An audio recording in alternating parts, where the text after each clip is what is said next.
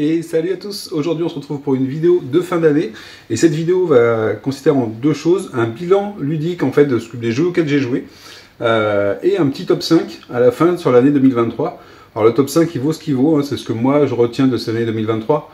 Il y a plein de jeux que je pourrais mettre dans un top, mais j'en ai gardé 5 histoire que ce soit plutôt réduit. Alors ce que je vais faire c'est que je vais pas faire comme d'habitude, on va se balader ici dans ma salle de jeu pour retrouver les jeux en question quand je vais en parler, puis on va récupérer la boîte. Et puis comme ça vous fera un peu découvrir l'antre du Board Gamer 69. Tout de suite. Donc pour commencer, on va commencer par mes petits regrets, des jeux auxquels j'ai pas pu jouer, ou j'ai pas pris assez de temps pour y jouer. On va regarder ça tout de suite. Le premier, on va se balader. On va aller voir tout de suite sur la chaise là-bas. Qui c'est qui est là? Et c'est Warfighters The Fantasy Card Game. Donc c'est Warfighter version fantasy. Le problème de ce Warfighter, c'est quoi? C'est le livret de règles qui est bien pourri. Après tant de temps, je sais pas combien de temps il a duré le KS, mais ça a été assez long. Et je trouve que pour autant de temps, c'était vraiment mal foutu en termes de règles. Il y a quelqu'un qui a commencé qui a récupéré le livret, qu'on a fait un nouveau, qui est pas mal, qui est beaucoup mieux pour être dans le jeu. Je crois qu'il y a une nouvelle version qui doit exister. Il faut que je retourne. Et il faut que je prenne du temps pour me mettre dedans. Parce qu'une fois qu'on a démarré, qu'on a fait plusieurs tours de jeu, c'est tranquille, c'est très fluide, c'est pas si compliqué que ça. Mais c'est vrai que les termes, et en plus ils ont essayé de faire ça, que ce soit compatible avec les autres de la gamme, donc avec des titres Seconde Guerre mondiale. Pour moi, ils n'auraient pas dû le faire. Ils auraient dû faire une IP complètement différente, même en reprenant les bases. Mais c'était pas la bonne solution d'essayer de rejoindre la gamme. J'irai jamais mélanger de la fantasy avec de la Seconde Guerre mondiale. Je trouve ça complètement idiot. C'est comme ça. Le deuxième, il est un peu au-dessus, il est juste à côté de moi. C'est League of Dungeoneers. Donc celui-là, j'ai fait l'unboxing, j'ai fait des persos, et je sais que c'était un gros jeu, et j'ai pas pris encore le temps d'y aller dessus. Donc je pense que quand j'aurai un creux, un moment dans l'année, j'irai dessus, et faudra que je passe un mois, je pense, dessus, à l'avoir tout le temps sur la table, et à jouer très souvent. Donc voilà, c'est un petit regret. Et le dernier, vous allez me suivre. Le dernier, il est ici. C'est une grosse boîte. Hop là. C'est Adventure Tactics. Donc c'est une big box. Donc Adventure Tactics, c'est parce que j'ai reçu la grande boîte cette année. Je l'avais déjà. Il y avait un gros style matériel, je trouve, sur la première version. Et là, en fait, il faut seulement que je prenne le temps de me remettre dedans et d'y jouer. Donc de l'installer et tout. Je l'ai pas encore fait parce qu'il y avait d'autres jeux, parce que on peut pas tout faire. Donc voilà. Donc voilà, ça c'est mes 3 regrets de cette année. En ce qui concerne les jeux. Ensuite on va continuer, alors je vais pas pouvoir vous faire voir les jeux parce que c'est des déceptions, et les déceptions je les ai vendues. Donc je peux pas vous montrer la boîte. J'ai même pas fait les unboxings ou des vidéos dessus parce qu'il n'y a pas d'intérêt, j'avais pas envie de perdre de temps dessus. Il y a David Jones Locker, donc pour moi j'ai pas accroché, je pensais que ce serait sympa. L'idée était sympa. C'est un jeu qui se joue en 2 phases, une partie exploration, une partie combat contre le Kraken. Et en fait, ça marche pas parce que la partie exploration, elle est pas intéressante, elle est plate. Je l'ai trouvée sans intérêt, et pourtant elle dure un petit moment. Et en fait, l'idée de cette première partie, c'est de se stuffer pour faire du combat contre le Kraken. Le problème de ce jeu-là, c'est que si jamais on peut deviner dès la fin de la première partie si on va passer le Kraken ou pas. Donc on sait tout de suite si on va le passer. On sait, une fois qu'on aura fait une partie, on sait que ça sera trop juste. Et au niveau des rencontres, vous allez d'un point A à un point B, vous allez chercher des cartes que vous ne voyez pas. Enfin, c'est... non, vraiment, pour moi, c'était une déception. Et la deuxième, c'était Explorer of the Woodland. Alors, c'était mignon, mais j'ai pas accroché au titre, quoi. Le gameplay me plaisait pas, c'était... Je sais pas. Je suis pas rentré, ça m'a pas pris. Donc voilà, Explorer of the Woodland, pourtant un bon KS. Hein. Livré en boutique, c'était cool. Et David Jones Locker. Ensuite, on va passer à quelques catégories de jeux que j'ai fait exprès pour ce bilan de fin d'année. Donc, il y a une catégorie petits jeux. Dans cette catégorie, j'ai mis 20 Strong, donc le dernier Ship Theory Games. C'est un petit jeu de cartes. L'intérêt, c'est qu'il se renouvelle facilement avec un deck de cartes, donc un deck particulier avec un thème. Donc, il y a comme thème, on avait un thème science-fiction, ce qui était le jeu de base et qui est très bien pour découvrir, mais qui s'essouffle plutôt vite une fois qu'on a fait quelques parties. On a Too Many Bones qui est très sympa et que j'ai joué. Et par contre, il y a un que j'ai pas joué, c'est Oplomachus encore. Mais le gameplay est super sympa. Ça tient dans des petites boîtes et c'est très facile à emporter. Et pour ça, je trouve que c'était assez cool. Ensuite, bah, j'ai pris sur le tard, hein, je suis très en retard là-dessus, c'est It's a Wonderful Kingdom, ça va être une promo que j'ai eue, un truc comme ça. Et en solo, je trouve qu'il était très sympa. C'est un petit jeu, pour moi c'est un petit jeu rapide à faire, et que je trouve sympa, comme ça quand j'ai envie de faire un jeu, je sais pas trop quoi faire, format court, c'est plutôt sympa. Et enfin, c'est Sky Team, je sais pas pourquoi j'ai appelé ça Flight Plan, c'est Sky Team, et Sky Team c'est très sympa. C'est un jeu à deux, et on peut pas le jouer en solo, c'est un jeu coop à deux, mais on peut pas le jouer vraiment en solo, il y a pas, on peut le simuler, mais c'est très compliqué, parce que les dés sont cachés, on sait pas ce qu'a le collègue. Et je trouve que, en fait, j'aime bien ce jeu parce que c'est super intelligent entre le lien entre la thématique et le gameplay. Donc l'idée, en fait, c'est quoi? C'est de faire atterrir un avion dans un aéroport. Donc on a une altitude, on a une distance, et on a des choses qui vont nous permettre on a des dés qui vont nous permettre de faire des actions sur un plateau.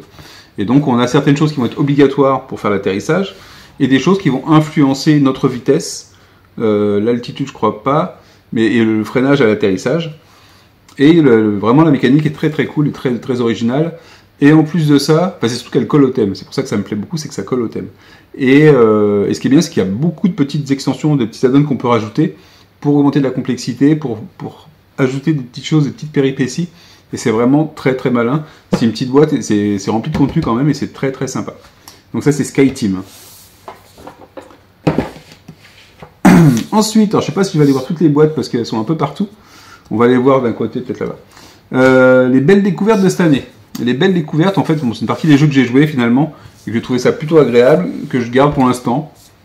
Ça veut pas dire que je les garderai à vie, mais pour l'instant, j'ai un bon ressenti dessus, et donc c'est plutôt cool. On a Dead Reckoning, alors lui il est planqué en bas, je vais pas pouvoir le faire voir. Dead Reckoning, ça fait un moment que je l'avais en fait, et j'ai reçu l'extension lettre de marque, donc je l'ai en français. Lettre de marque, je l'ai reçu cette année. Et du coup, je me suis décidé à l'essayer parce que je voulais, en fait, mon idée à moi c'était de jouer et pouvoir faire la saga ensuite. Alors pour l'instant, j'y ai joué, mais j'ai pas fait les sagas. Et j'y ai joué en plus en solo et avec mon fils. Et c'était très cool. Et je crois que j'ai préféré avec mon fils parce que c'est un jeu qui a pas, dans ses composants, qui n'a pas beaucoup. Le thème n'est pas super présent, enfin, il ressort pas et il n'est pas passionnant. C'est-à-dire qu'on a des cartes, c'est un système de cartes qu'on fait évoluer avec des pochettes qu'on insère. Et donc ça c'est très cool, c'est très bien parce qu'on a vraiment l'impression d'avoir des membres d'équipage qui évoluent. On a toujours 12 cartes dans notre deck en fait, mais des cartes qui vont évoluer. Et c'est un deck building, donc on va les récupérer, et ils vont venir évoluer et ainsi de suite. Donc ça c'est très très sympa, ça marche très bien. Après l'exploration, on est sur une sorte de case, enfin de palier de cartes. Et puis ça va être des îles ou la mer, ou la pleine mer. Et avec, on va pouvoir produire des ressources et choses comme ça, et toutes les cartes ont un peu la même structure. Donc, en tout cas en termes de jeu de base, on peut rencontrer des bateaux marchands, on peut combattre les bateaux marchands, ou on peut seulement faire du commerce avec eux. Et à ce moment-là, on retourne la carte selon pour faire le combat, et on ne sait pas sur quoi on tombe exactement. On peut combattre contre l'adversaire, mais voilà, on se retrouve pas dans quelque chose d'épique. En termes de pirates et quoi que ce soit. On n'est pas sur un jeu de pirates en fait. On est sur un jeu plutôt euro, je trouve. Et en fait, ce qui va modifier ce gameplay, c'est éventuellement les sagas qui vont rajouter plus des rencontres en plus. Et donc de l'histoire en plus. Et donc, ce qu'il y a, c'est que les sagas, en fait, ça va être des decks qu'on va avoir et qu'on va incorporer au jeu. Donc, on aura le jeu de base mélangé avec de la saga. Et c'est ce qui donnera. Et au fur et à mesure, on va découvrir les histoires, mais au fur et à mesure des parties. C'est-à-dire que c'est pas sur une partie que vous allez découvrir une histoire, c'est au fur et à mesure des parties. Donc, il faut voir le temps que ça prend. C'est quand même pas court comme jeu. Mais c'est sympa. Le jeu est sympa. Ça manque juste en termes de matériel et d'ambiance, vraiment d'un côté pirate ou quoi que ce soit. On est plus sur du marchand, quoi. On est plus sur du marchand. Et voilà. Il y a l'Astora, il n'est pas pratique non plus à aller chercher. Enfin, je vous dis ça, c'est qu'ils sont. Voilà, j'ai des jeux, j'ai une petite table derrière là, et puis j'ai des jeux qui sont derrière en fait. Donc pas très pratique. L'Astorora, c'est pareil, je l'ai récupéré là, je l'ai récupéré en occasion. Je l'ai récupéré en occasion et avec les extensions, donc avec toutes les extensions, parce qu'il y a une extension qui permettait d'avoir des cartes un peu plus narratives, donc pour le solo c'était très cool. J'ai joué en solo, je trouve compliqué, je trouve dur en solo. Alors surtout ma première partie, après la deuxième ça a été un peu mieux. J'ai pas gagné je crois, mais j'allais mieux. J'ai perdu de moins en moins quoi. Et j'aime bien cette traversée d'une plaine avec des... et surtout, le petit gimmick qui marche bien, c'est la création de son convoi, parce qu'on ajoute des cartes et ça crée vraiment son convoi. On va changer le camion tracteur, on va changer les parties pour faire un convoi. On a 2 parties, on peut mettre des tourelles ou des trucs de stockage sur le dessus. Et on a vraiment l'impression de construire son convoi qui doit traverser les plaines enneigées et glaciaires. Donc ça, c'est très cool, Last Aurora, j'ai bien aimé. J'ai pas joué encore en multi, mais je pense que j'essaierai parce que c'est une course quand même, donc ça peut être sympa. Valor and Villainy, alors lui je peux aller vous le faire voir. Valor and Villainy, hop. Il est ici, que je ne sais pas de bêtises, il est ici. Il est ici. Valor and Villainy. Donc j'ai 2 grosses boîtes, attends, j'ai 3 boîtes. Donc il y avait la boîte du jeu de départ, qui était Minions of Mordack. Il y avait le labyrinthe, c'est quoi déjà? C'est Ludwig Labyrinthe, et ça c'est l'extension. Alors c'est quoi? En fait, à la base, c'était un jeu multi. Donc, il m'intéressait pas plus tôt, mais j'ai découvert, moi, par le labyrinthe. Et qui est en mode, qui est en fait un coop contre un automa. Enfin, contre un ennemi, mais on va dire géré par le jeu. Et ensuite, après, j'ai vu que l'extension permettait de transformer le jeu de départ, celui qui était en 1 contre plusieurs, en coop. Et donc, j'ai récupéré l'extension. Et c'est une gamme qui est super sympa parce qu'elle est pleine d'humour en termes de. Et elle a une DA artistique super sympa, des figurines sympas, des cartes super sympas. Moi j'ai joué surtout au labyrinthe. Et c'est vraiment très cool. C'est un dungeon crawler pas compliqué, un peu plutôt plus tactique que dungeon crawler classique, mais qui est très sympa. Les histoires sont super sympas et super marrantes. Et voilà, c'est un petit ovni, je trouve, dans les autres, par rapport aux autres dungeon crawlers. Ça reste un peu sur des dungeon crawlers, mais un peu particulier. Je ferai peut-être une vidéo cette année, enfin l'année prochaine plutôt, sur le Valor and Villainy. Dans les belles découvertes, j'ai mis Sky Team, donc Ascension Tactique. Il est super cool. Il y a un KS qui doit arriver cette année aussi, qui est la version Inferno. C'est un mélange de deck building en fait et de combat tactique sur un plateau avec des hexagones. Et c'est super sympa parce que chaque unité a ses cartes. Et vous pouvez faire comme pas mal de choses. Il y a un mode solo, donc il est correct, je trouve. J'ai pas essayé en multi, ça je voudrais bien essayer en multi avant de faire un retour sur le jeu. Mais j'ai bien aimé. Enfin, la preuve c'est qu'en fait j'ai eu le jeu de départ, je l'ai pris en occasion et j'ai participé au KS. Donc où j'ai pris un let's play ou un truc comme ça. Chronicle of Havel, j'ai bien aimé aussi. C'est un petit jeu familial coop. Je trouve qu'il est facile à sortir. Si je cherche un jeu coop avec mon fils, et en plus il est en français, même s'il n'y a pas, je sais pas s'il y a beaucoup de texte dessus, je crois pas. Donc lui il est ici. On peut aller le voir sur cette étagère ici. Il est là. Il est juste ici. Donc j'ai l'extension aussi. Ça va rajouter pas mal de modes de jeu et de choses dessus. Je pensais qu'avec l'extension, j'aurais ça c'est la grosse extension, mais il y avait une petite extension que j'ai aussi, qui rajoute des choses pour le jeu de base. Je pensais que j'aurais les autocollants pour mettre ça à la Meepup, et en fait non. Je sais pas comment on peut les choper ceux-là, mais j'ai pas réussi à les avoir. Mais Chronicle of Havel est très bien. Si vous voulez chercher un petit jeu coop, je trouve que c'est un bon coop en plus. Pas forcément simple, moi je sais pas si j'ai gagné d'ailleurs. Ou une partie peut-être. Mais en fait, il dépend un petit peu des placements, je trouve, des lieux, des tuiles. Selon la distance que vous avez à faire pour revenir au château par rapport aux tuiles qui sont importantes pour vous. Mais bon, ceci étant dit, moi je le trouvais très bien. J'ai pas encore joué avec mon fils, mais je pense qu'elle lui plaira par exemple. Donc je l'aime bien les coops. Lui. Donc je vous invite, Chronicle of Havel, c'est vraiment très bien. Tructvang Chronicle, alors lui il est là-bas. Hop, lui il doit être là-bas, ici. Là. Il est en dessous de Australia. Tructvang Chronicle, c'est très très cool. Je le trouve mieux que Elder Scrolls. Je le trouve mieux que The Witcher, pour l'instant. The Witcher, il faut que j'essaie l'extension qui est vraiment prévue pour le coop. Mais dans tous les cas, je le préfère. Déjà, c'est une plus petite boîte. Je le trouve plus cohérent dans l'ensemble. C'est de l'histoire. En fait, vous avez le principe du jeu, c'est d'avoir un... Et normalement, il y a d'autres boîtes qui doivent sortir. Hein. Moi, j'ai pas fait le KS, hein, c'est une version retail. Mais normalement, en fait, vous avez c'est une histoire dans laquelle vous sélectionnez des personnages. Et en fait, le plateau, il contient des endroits où on peut mettre des cartes. Et justement, en fait, le plateau va évoluer au fur et à mesure de votre aventure. Donc parfois, quand vous allez résoudre soit une quête, soit faire quelque chose, on va rajouter des cartes à certains endroits du plateau. Ça va changer les lieux sur lesquels on va aller. Et ça marche plutôt bien. J'ai bien aimé l'histoire, c'est vraiment très cool. Et même le système de combat, je crois que j'ai... Il y a un système de combat dedans, je pense, de résolution de test. Mais en tout cas, j'ai eu un bon retour, j'ai eu un bon feeling avec ce jeu. Arceus, lui Arceus, il est... Il est dans le fond là-bas. Est-ce que vous le voyez? Il est là, il y a une grosse boîte. Arceus, j'ai bien aimé, j'y ai joué cet été, c'était avant de partir en vacances, donc j'ai pas fait beaucoup de parties. Mais j'aime bien le principe, et puis parfois j'ai des envies de jeux style Indiana Jones. Il n'y en a pas tant que ça, n'empêche, je trouve. Pourtant, ça pourrait être un thème de jeu qui pourrait être vraiment propice à ça. À la limite, on a tout ce qui est autour de Lovecraft qui peut revenir récupérer ce feeling-là. Mais il n'y en a pas beaucoup. Arceus, je trouve qu'il fait bien son job. Je suis pas sûr qu'il soit trop rejouable. Alors moi, vu que j'espace beaucoup mes sessions de jeu et que je les cumule pas, bah c'est possible que je puisse me remettre dedans en me rappelant de rien du tout. Mais voilà, donc Arceus j'ai bien aimé, je trouve que c'est plutôt pas mal. Le truc qui est embêtant sur Arceus, je crois que c'est les extensions, et ça c'est un problème global sur beaucoup de jeux, les extensions qui n'ont pas la même taille que la boîte de base, pour les ranger, pour les mettre les uns à côté des autres, c'est vraiment pénible. Bon, c'est pas pire que Drunagor, mais quand même.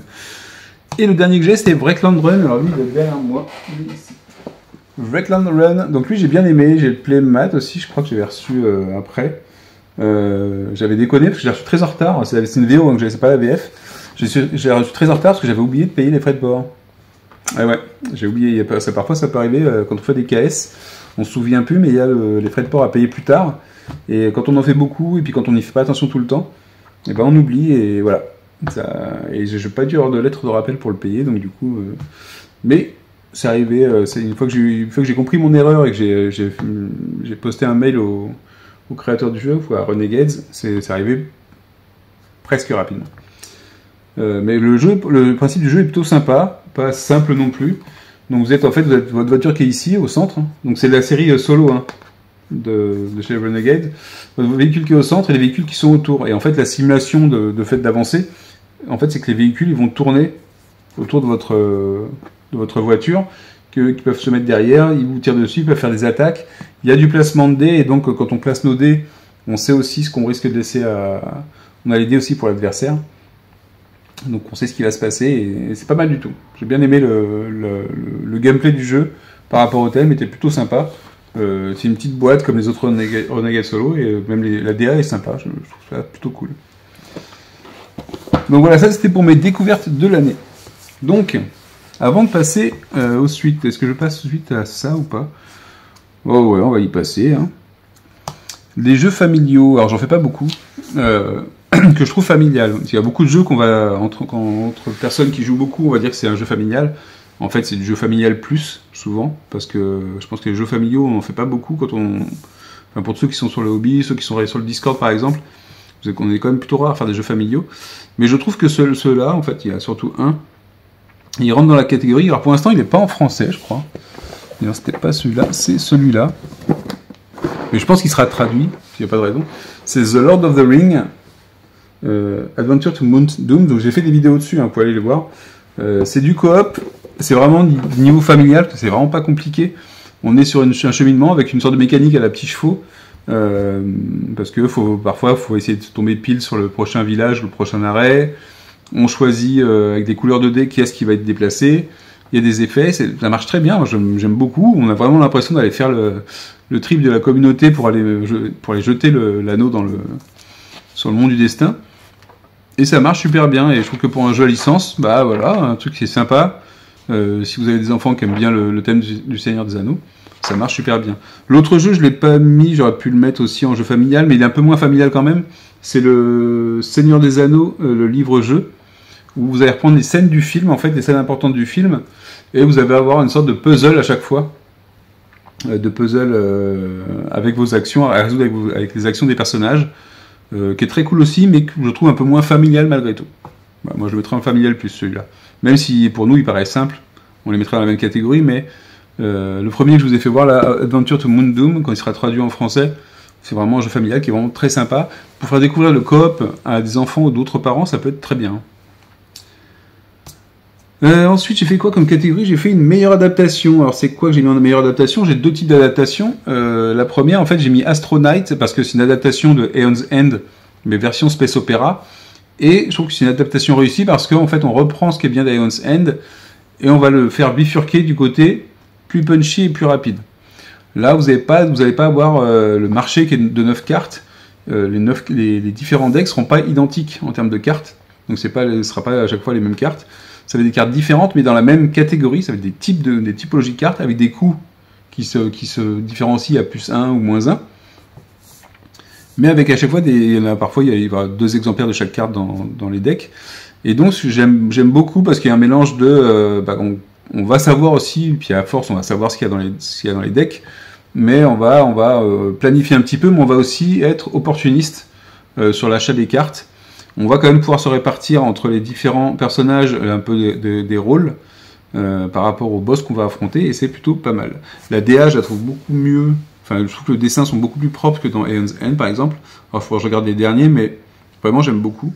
Ça c'est Astronaut, le jeu de base, et vous avez une autre boîte standalone qui vient de sortir, alors que les formats de boîte sont un peu plus petits je crois.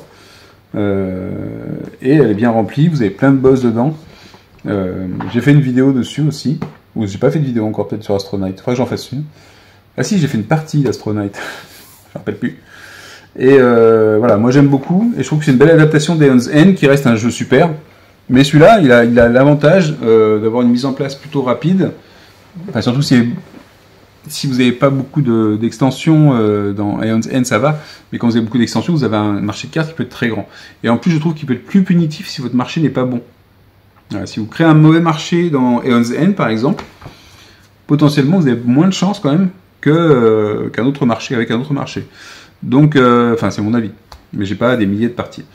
Mais Astronaut, on se pose pas la question, justement. On prend les cartes, on fait les decks, et on peut prendre n'importe quel boss, et voilà, on va jouer avec ça. Sinon, on retrouve beaucoup de principes. Hein. Et j'ai également mis Resident Evil, donc j'en ai 2 là-haut, ici, là. Bah voilà, ils sont là-haut.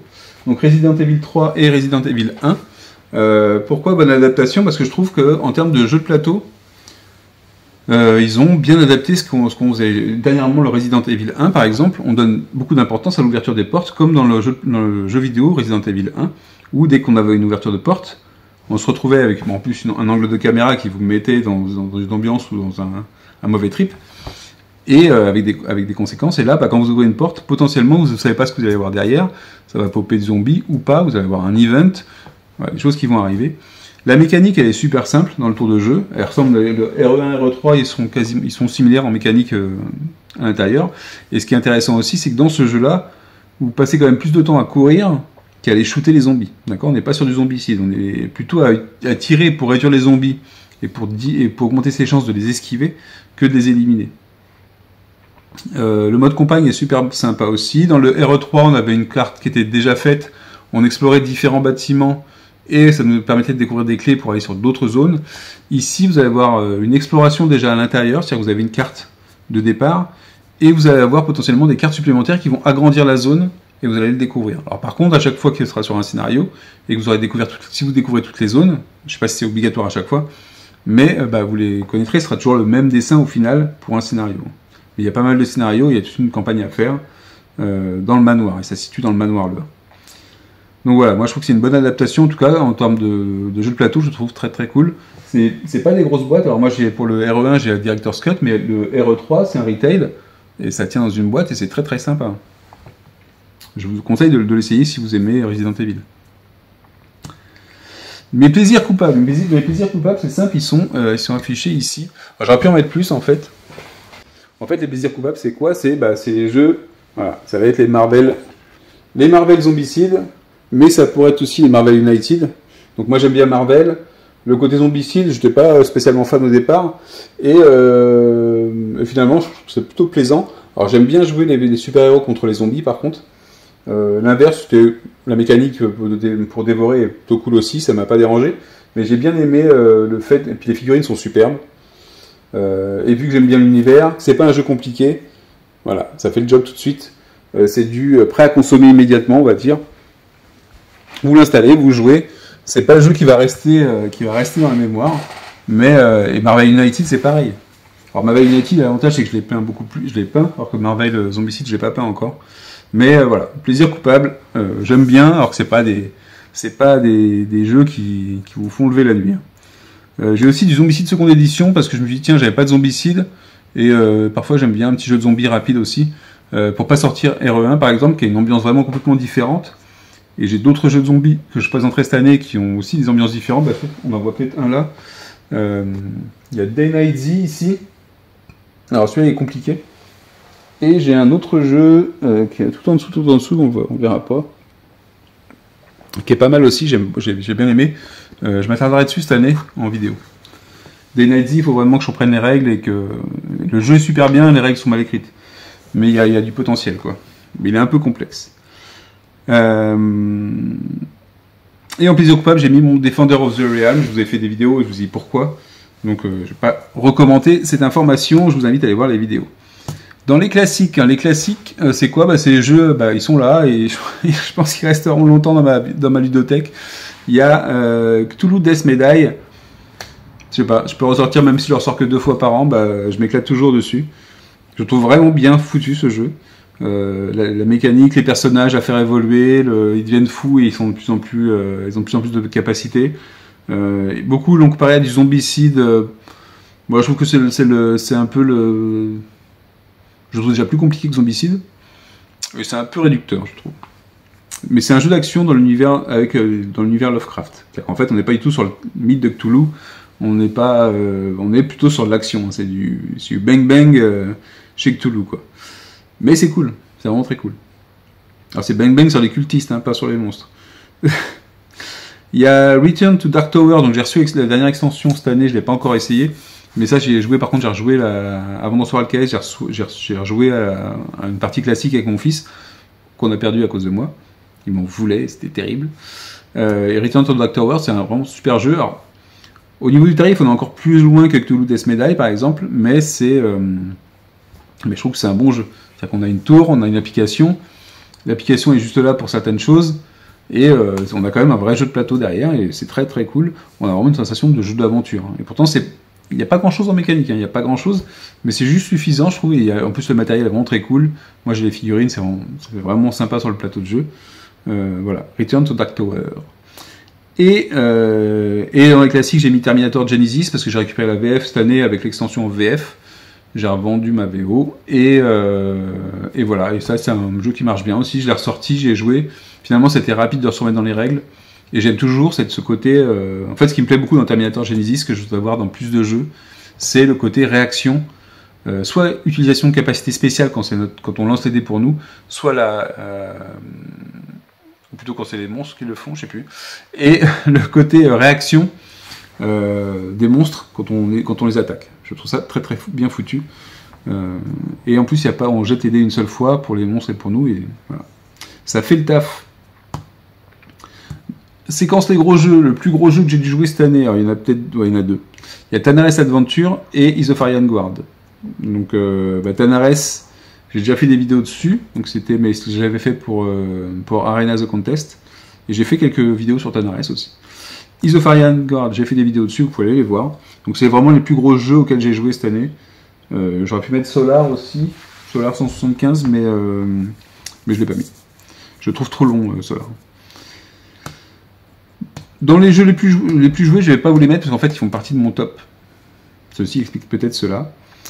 Les curiosités, j'ai fait une petite catégorie de curiosités et après on va passer au top. Les curiosités, c'est quoi? Il y a Zerivia, je sais plus comment il s'appelle. C'est celui-là. Hop, Zerivia. Et il va revenir dans une seconde version. C'est un Landcrawler. Et je m'étais mis un tout petit peu dessus. J'avais fait un début de partie il y a un petit moment. Et il y a beaucoup de choses sympas dans ce jeu. Alors il est peut-être pas parfait, mais vraiment beaucoup de choses très sympas. Et il faut que je me penche dessus cette année. Alors je sais pas si je vais attendre la V2 ou si je vais recommencer là avec cette version-là, qui est quand même très jouable, il n'y a pas de souci. Je crois qu'ils avaient des soucis sur le premier KS sur les livraisons, donc ça crée un mauvais buzz derrière par contre. Il y a Day Night Z, je vous en ai parlé, c'est un jeu de zombies, un gros jeu de zombies. En fait, ce qui se passe, c'est qu'on a une alternance entre du mode stratégique, on est au niveau de la ville, et du mode tactique où on est avec des zombies. Donc voilà, ça a l'air très, très chouette au niveau du thème et de ce qu'il y a dedans, un peu bordélique au niveau de la règle de jeu. Donc ça va être peut-être l'année des règles de jeu à retravailler. Voilà, c'était pour les curiosités, et maintenant on va pouvoir attaquer le top, mon top 5. Alors, avant d'attaquer le top 5, je vais vous souhaiter une bonne année 2024, un bon réveillon si vous voyez la vidéo avant le réveillon et si elle est en ligne avant le réveillon et que vous avez l'occasion de la voir. Donc une bonne année 2024, de la santé, amusez-vous bien, profitez-en, on ne sait pas combien de temps ça durera, on ne sait jamais. Donc il faut profiter tant qu'on peut.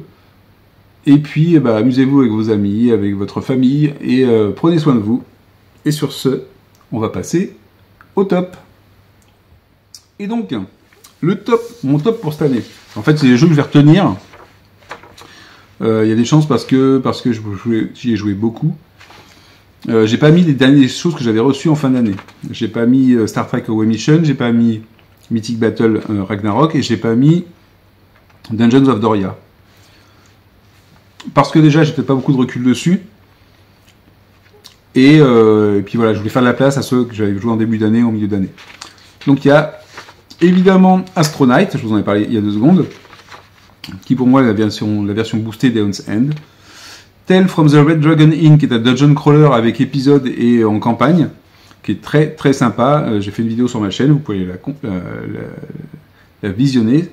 Donc on est sur du dungeon crawler un peu loufoque aussi en termes de personnages et d'histoire, mais que ça marche très bien. Et on est dans l'univers Red Dragon Inn. J'ai déjà des jeux, j'ai Battle for Greyport, du même éditeur, qui est très très sympa. Resident Evil 1 ou 3, vous pouvez choisir, les deux sont bons. Le 3, il doit être accessible tout de suite. Ils ne sont pas en VF, par contre, je ne crois pas. Je vous conseille d'éviter le 2. Je crois que j'ai vu un post récemment sur Facebook qui disait qu'il y a un mec qui joué au 1 et au 3. Et que finalement, quand il avait rejoué au 2 après, il trouvait que c'était vide et creux. Il ne se passait pas grand chose. Alors que dans le 1, vous avez beaucoup d'events, vous avez beaucoup de choses qui se passent. Final Girl, j'ai pas fait de vidéo dessus cette année. Et je pense que j'en ferai une l'année prochaine. Alors, sur la saison 2 ou sur la saison 1. Mais Final Girl, ça fait partie de mes top jeux. En fait, c'est un jeu solo. Il est très cher.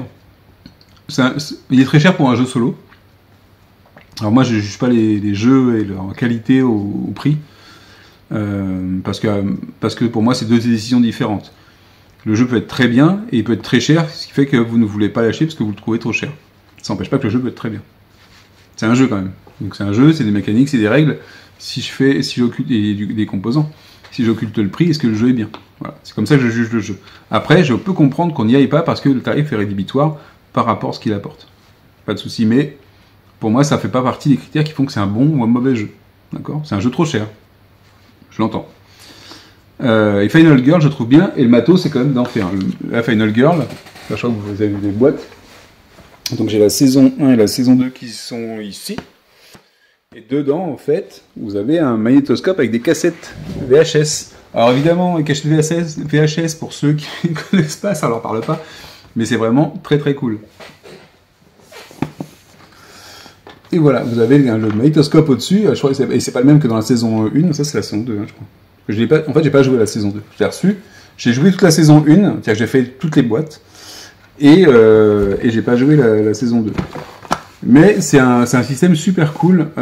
L'idée de leur série aussi, c'est de dire, ok, vous prenez le jeu de base, et après vous achetez les épisodes comme vous avez envie. Donc vous n'êtes pas obligé de dépenser plein d'argent au départ. Le truc, c'est que moi j'ai préféré prendre l'ensemble parce que je me connais, et que je me dis, ok, mais si on fait 4, 5 parties, 6 parties sur le même scénario, on va mettre le jeu de côté. Avoir plein de scénarios, c'est de dire, ok, je m'en fais un de chaque, même si je la rate, je passe au film suivant. Et ça me permet de les revoir, en fait. Et pas me redire, et il y en a certains qui vont vous plaire plus que d'autres, parce qu'à chaque fois vous avez un plateau différent, vous avez des gimmicks différents dessus, du matériel différent, vous avez différentes Final Girls, et vous pouvez jouer n'importe quel scénario avec toutes les Final Girls que vous voulez. Donc on peut vraiment croiser les différents scénarios, les différentes Final Girls, et c'est très sympa. Et puis c'est aussi cool d'avoir un jeu qui s'appelle Final Girl, donc il met au centre une héroïne, c'est quand même pas souvent, j'ai pas de mémoire en tout cas, donc c'est cool aussi d'avoir une femme au centre du jeu, quoi. Alors même si il peut arriver qu'elle crève souvent, mais n'empêche, c'est l'héroïne et c'est elle qui est badass. Donc ça, c'est très sympa. Et le packaging, je peux comprendre aussi que le jeu vaut cher. Il y a du packaging, il y a du matériel, voilà. Et parfois, pour un scénario, vous n'avez pas des composants uniques au scénario. Donc ça fait pas de la grosse production non plus. Donc il n'y a pas d'économie d'échelle sur le matos, je pense. Donc ça peut expliquer le prix. Après, j'entends très bien que ça peut être trop cher pour un jeu solo surtout. Alors c'est un jeu solo, mais je pense que c'est un jeu solo qui peut s'apprécier à plusieurs. On peut être 2, 3, enfin 2 peut-être, à jouer avec, à faire du puzzle et à résoudre le puzzle, l'énigme et à choper le tueur. Et voilà. Donc ça, Final Girl, bah ça fait partie de mon top. Et le dernier de cette année, et ben il est où? Ah ben il est tout en bas là-bas. Le dernier, ce sera Isofarian Guard. Je vous ai fait voir la vidéo, je vous ai fait voir une vidéo cette année de Isofarian Guard.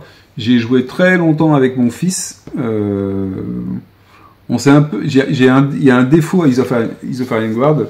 Son défaut, c'est la partie grind, donc la montée de niveau des personnages. Parce qu'en fait, vous êtes libre dans Isofarian Guard. Vous êtes libre de faire avancer l'histoire. Et quand on est libre de faire avancer l'histoire, ça veut dire que le jeu, il se règle pas par rapport à vous.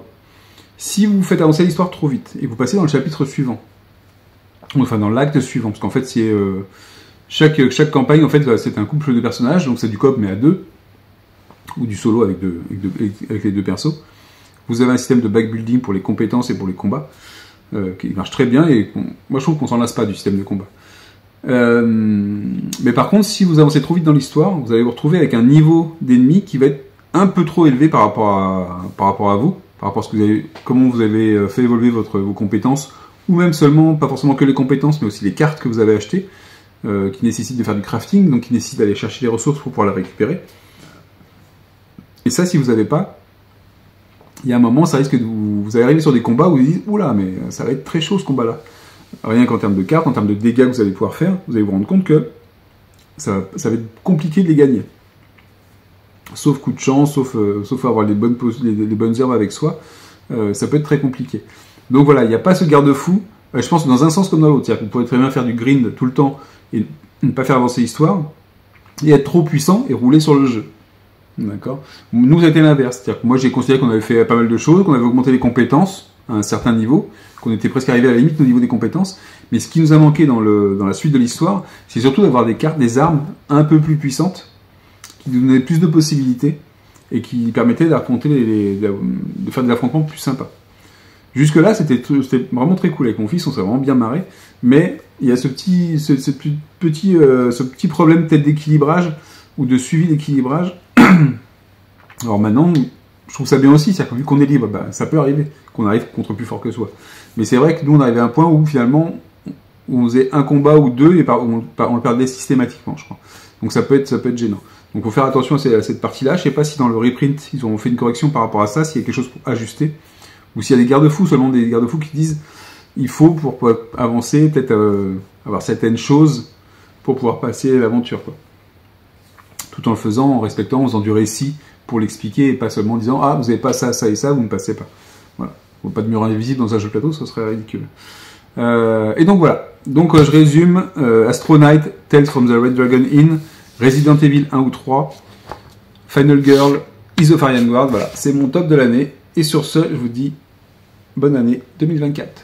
Ciao, ciao.